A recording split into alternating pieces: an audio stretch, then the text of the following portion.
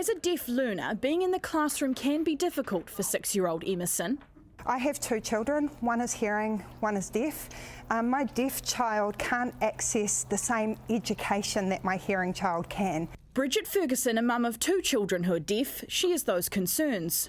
Kids in the mainstream are isolated and they get intermittent support from really dedicated professionals, but it's not full-time access to their classroom or their school environment all day, every day. Daughter Zoe experienced similar barriers firsthand. I was often taken out of the class, so then I wasn't connecting with other peers. Now the Ombudsman's criticised the Education Ministry's strategy to improve the experience of deaf learners who rely on sign language. It was too aspirational. It lacked the actual accountability and the visibility of steps.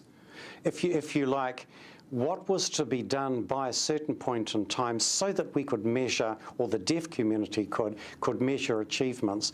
You see, these are people waiting to receive the education that they are entitled to in law. It's great to see that they are acknowledging the gaps that are missing in education for deaf children in NZSL. The ministry is now tasked with making changes. Revise its strategy, go back and make it much more functional, much clearer as to who would be responsible for what and when.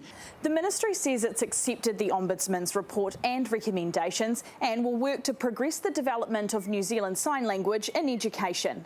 I don't want my kid who's 6 to have to wait another 10 years for this to come into play for him. So getting some tangible action and quickly is important. Many want to see even more action. Complete overhaul of the deaf education system to bring it into line with the kura kaupapa model, where there's language immersion opportunities, where there's culture, community coming together with the kids to learn the language and the culture, but in a deaf context. So we want that system to change so that other deaf children can learn who they are, their identity, and to not feel alone. Changes, they say, can't come soon enough. Katie Stevenson, One News.